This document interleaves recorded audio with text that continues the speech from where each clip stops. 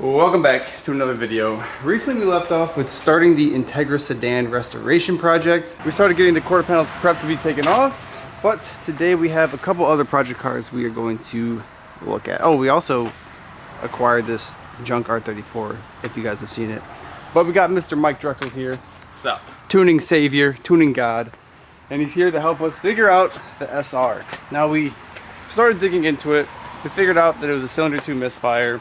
First thing we did, pulled the coil pack. So now, what do we have in here? What's going on? We got had a bunch of oil covering our coil pack, and our hole is just fully juiced up. Oh, that's juiced up, all right. That's good though. You want your spark plugs to be lubricated, right? Yeah, makes everything move smoother. That's what I've heard. But we gotta suck that brown stuff out of there. You got a straw? No. Let's see. Oh, spark plug reveal. Oh. That's pretty bad. We can reuse this. Yeah, spray her off. Spray her off. We got this nice can of brake clean here. Give her a couple shakes, toss the cap in the air, do a 360 no scope. But there's gonna be some on the top there too, so we gotta yoink this out of here.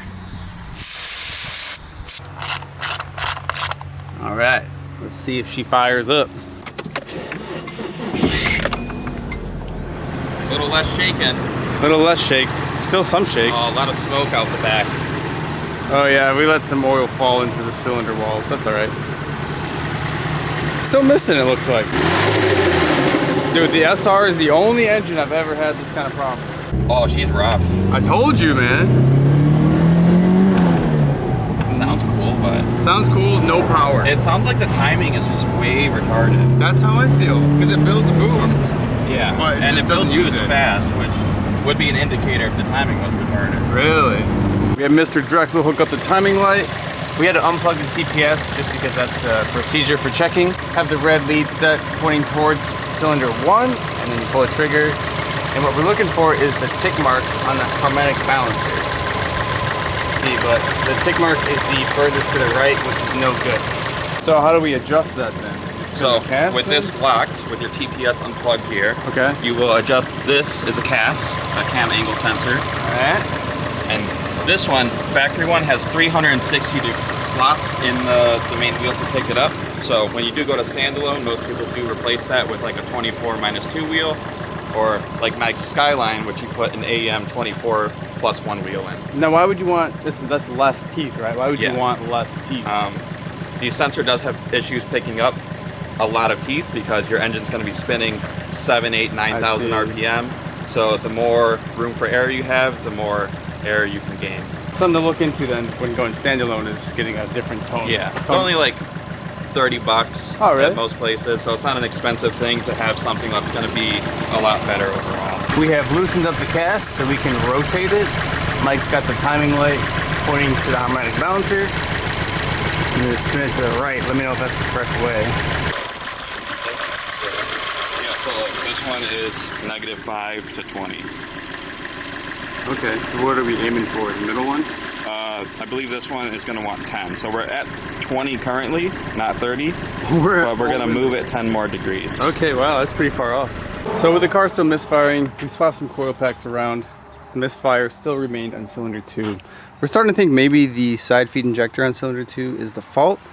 Drexel says that maybe any Nissan injector from the 90s could work, so we're gonna rob one off the SR or the RB hatch. Gotta go check the plugs match, and then just pull one out, stick it in there. Even if it's not the right size, we'll know if that cylinder starts firing because of the injector. So does that mean we need to take cylinder 2 off of this one too? I'm just kidding. Oh, it actually came loose.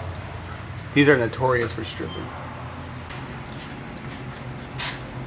Smells like fuel. I think we got the right part off. Somehow I did not strip the screws taking this guy out. They look close, not exact. Will it fit? I don't know. Oh yeah, I think that's gonna work. All right, let's test her out. Will this car's curse be lifted? Or is the engine blown? All right, we got the jump pack on her. Crank, no start, hell yeah. Drexel unplugged the new injector. Still no start. Oh. A little smoky. Oh, no misfire. Seem better? Yeah.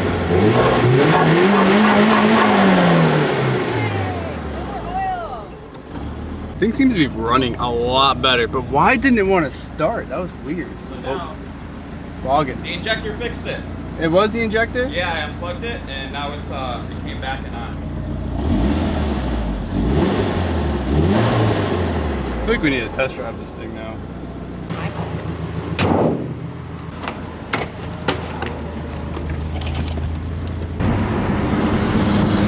Oh, that's so bad. So bad. This thing's cooked. Right? It's like you put your foot down and the car goes less. Like stands still. We're gonna dial in some tune settings on the R34. It's pretty wild to think that Drexel has never ridden in this car, but he's the one that tuned it on the road trip. When we did the RB28 swap at like what, 1 a.m. was it? Somewhere around there. Yeah, that was a fun time. Maddox fell asleep while holding the laptop. I didn't know that. Yeah, he fell asleep. Yeah, I mean, 2-day swap, that'll do it to you. Looking G, looking good. Yep. Just messing with post start, some cranking enrichment, prime pulse. I definitely know what all that means. Uh-huh. Yep, sounds good. Professional. Yep. Yeah, see there, wants a little more. All right, the R34 is doing good. Tune is up to date, but we want to do a health check on it just to, you know, make sure everything's good to go. But we want to wait for this thing to cool down a little bit. So while this is cooling down, we're gonna look at the Z. 1000% this is gonna be dead. Low battery. Like the video if he should buy batteries for all his cars.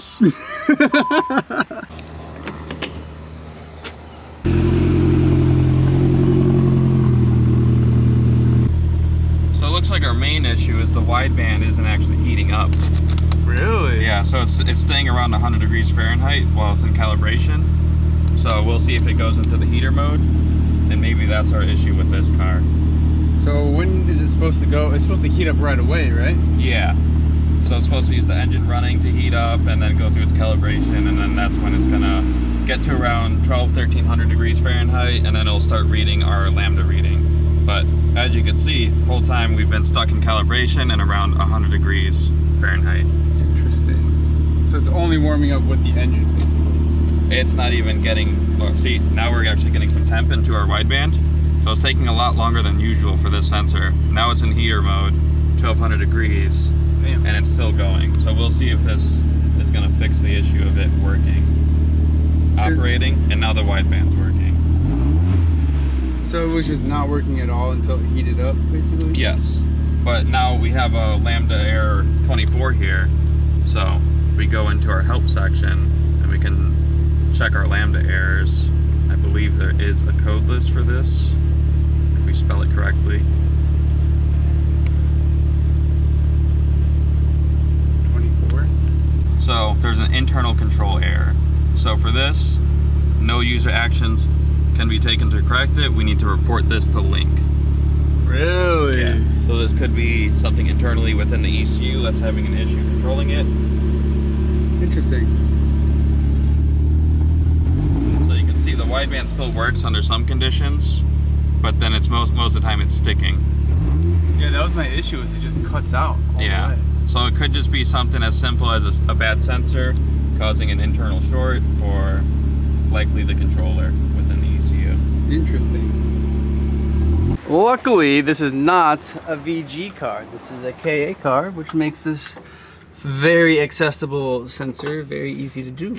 So we're gonna undo that, and I have a spare sensor here that was actually for the SR hatch, but apparently this is a rep Bosch. Drexel was telling me this is not a real Bosch. You can kind of tell by like the font on the box. Obviously you need to see a real one to know the difference, but just looking at the connector, you can tell it's a little lighter gray of a connector. You can tell the quality of the insulation of the wire that they're using, and just like the quality of the finish on the plug. So he can show you a difference when he gets the other one unplugged. And that's crazy. Yeah. Man. I thought for sure, oh, I gotta make sure I get the Bosch one. Lots of Bosch fake injectors on the market. Really? Yeah, loads of stuff that you don't want to be putting on your car. So Never really buy stuff off Amazon. So you get this one off Amazon? I don't know. It's probably eBay or something. Yeah, eBay, Amazon. Don't buy your car parts off of, because they could be likely fakes. Even like they make fake AEM gauges out there. Really? There's like fake AEM gauges fake now? AEM gauges and wide bands.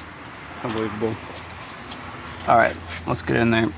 I have to admit, this is like a luxury, being able to replace an oxygen sensor from under the hood and not under the car.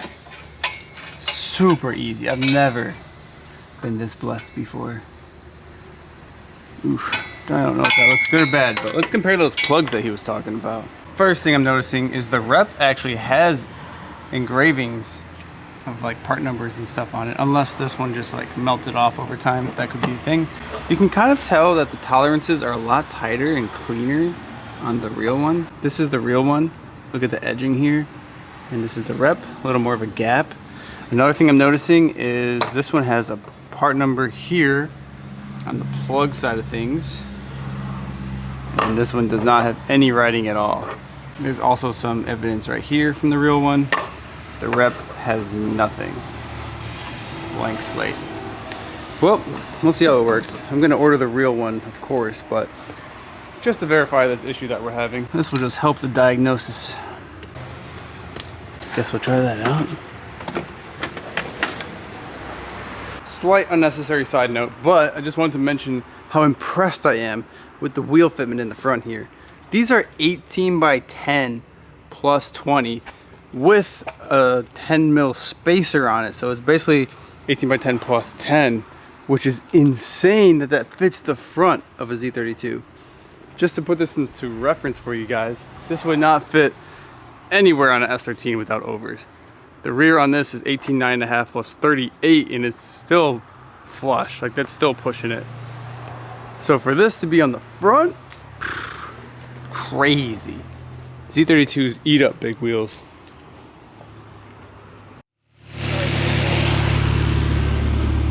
All right, boss, how we looking? Just fired up the car probably 15-20 seconds ago. Our heater cycle is coming in faster. So far we don't have our error, but time will tell. So now it says okay, we don't have our error, but the issue was when he goes like full throttle or heavy throttle, so we'll pick it up. And now it's not going all the way to 10 AFR like it was. No error yet, so it looks like we had a sensor issue. It was the sensor that was bad then. Yeah. Don't know how long this knockoff sensor will last. I know. But where should I order a real one then? Like how will the parts store, so like typically I'll use a Bosch 17025. 17025. Yep, and that's gonna have a longer cable on it. Good sensor. Any parts store? Yeah, usually O'Reilly's will have it, Advanced Auto, and then you get like a 1-year warranty from it. So if you go burn it up doing your little pops and bangs and drifting, high EGTs that'll mess up your sensor, go swap it out for a new one for free. Okay. A little life hack there for you. What'd you get? Slushy. Are we rocking with the Dr. Flavor Or the Mountain River? Did we lose our wideband again? Yep, it errored out again.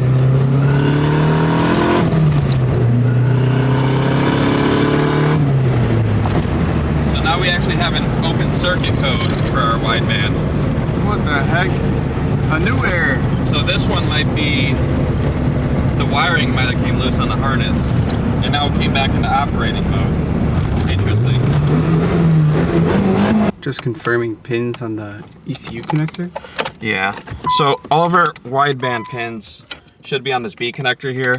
So if you can just move it around, see the glare of the pin. Nothing's seated further back or missing. That's all the way down, it looks like. So maybe we truly do have an issue with this ECU. All right, got the Z retuned, tuned, updated. Still got to figure out what's going on with the ECU. We might have to just send that one out to have them test it over at the Link headquarters. I think now we can carry on to maybe figuring out the Skyline health. We haven't had any issues with it, but I just, built engine, brand new. It's good to just look over things before popping it again. Rather be safe than sorry, right? Just gonna appreciate this shot. So we are going to do a compression test for fun. Who you know doing that?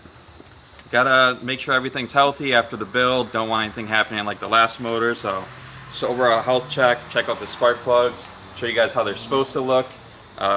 Tip's definitely not supposed to be melted off. You I hope definitely it's don't not want it looking like the moon inside your engine. Yes.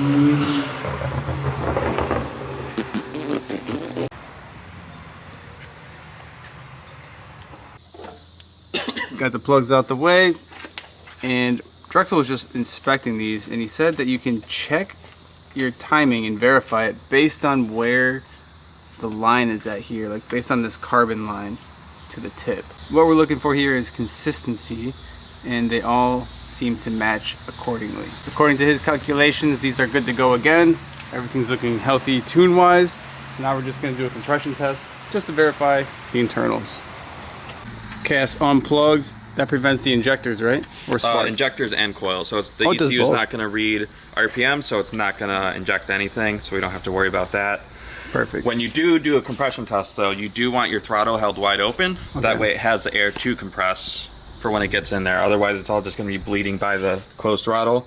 I see. And you can use up all the air that's in the manifold. Alrighty. Okay. Thank you.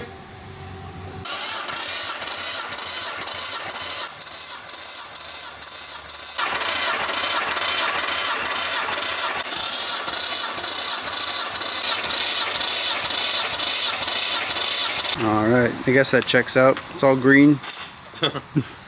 Close enough numbers. Engine good. Engine good.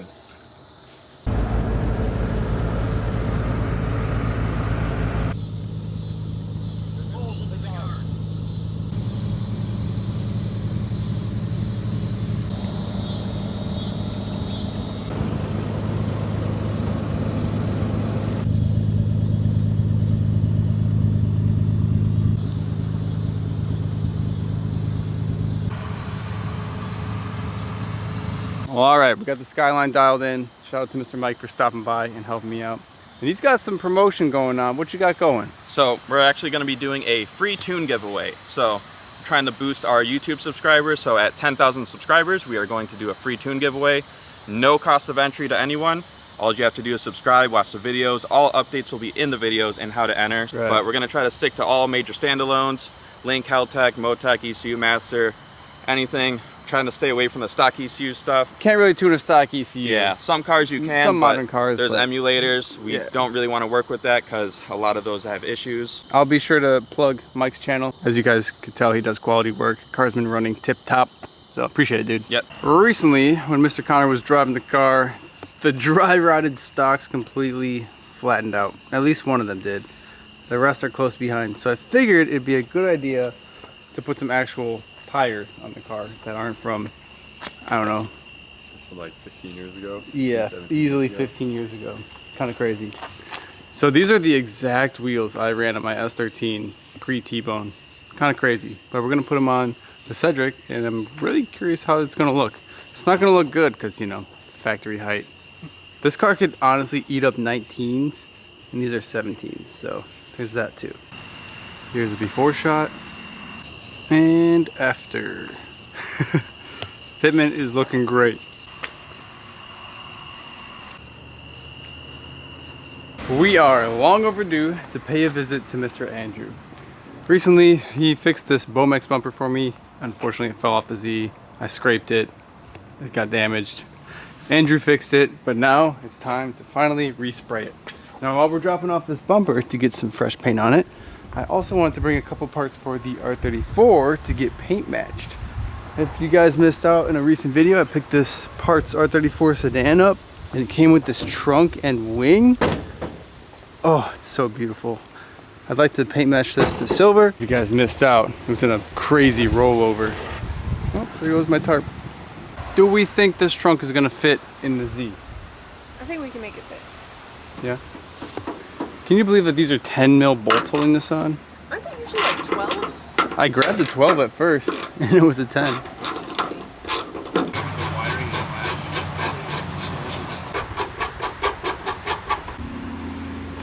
Thank you.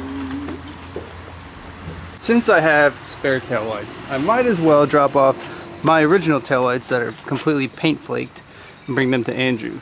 I would bring those, but unfortunately it's cracked in half on the bottom on one of them, so not really worth restoring. You know, I've worked with a lot of push pin clips in my days. These have been by far the easiest to work with. All you gotta do is spin them like a little bit, and then you just pick it out. It's so easy.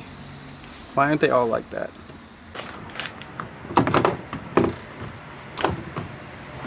Oof, more Nissan glue. Gotta love it. Well, that's quite the look. We're all locked and loaded in the Z. Got lots of junk to see if Andrew can fix it.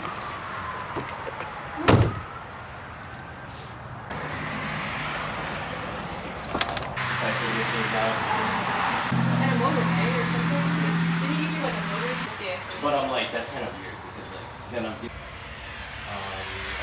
I never even got to show you guys these, but these are eyelids for the R34 headlights by Urus. I'm excited to drive this. Probably gonna paint match them silver.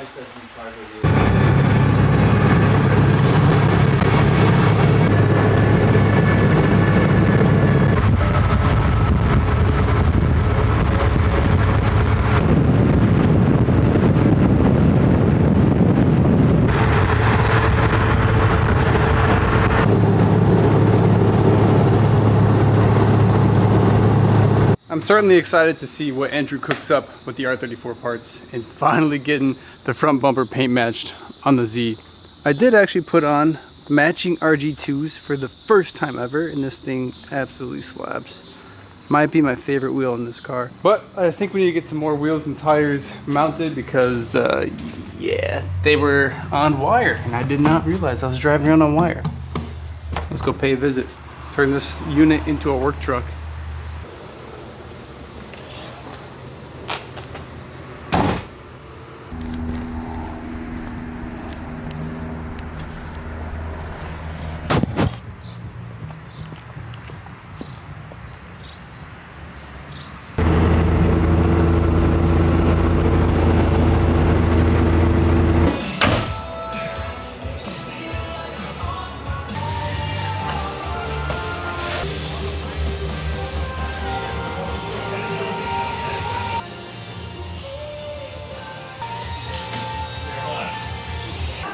Jesus. Back at Wayside. Ooh, damn! I remember this thing. Oh, it's almost done. Follow me into the back.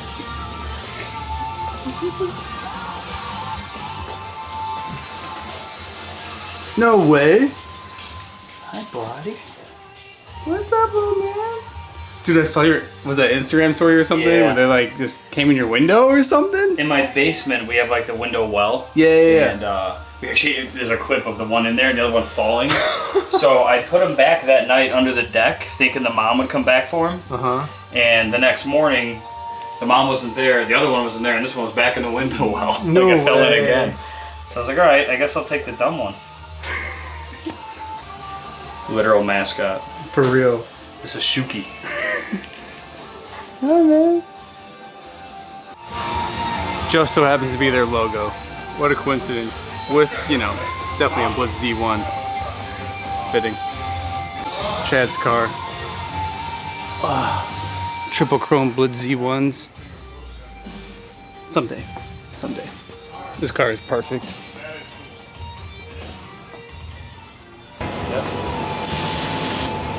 Go ahead. Bill J3. And then these are the good ones. Oh, I love those. Shout out to the guys over at Wayside for getting my tires mounted.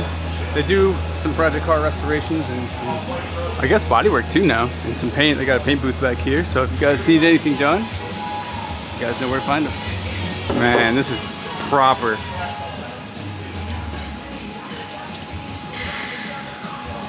Yeah, it's good.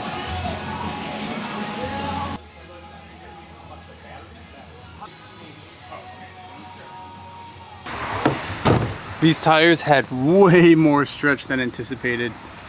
I definitely know for next time to order maybe 2 increments higher. That's quite a bit of stretch. We struggled quite a bit to get those mounted. I've been dying to get back on the Integra grind, so hopefully we'll get back to that. I don't know. Does he approve this? I don't know. I don't know. We'll have to see. Find out.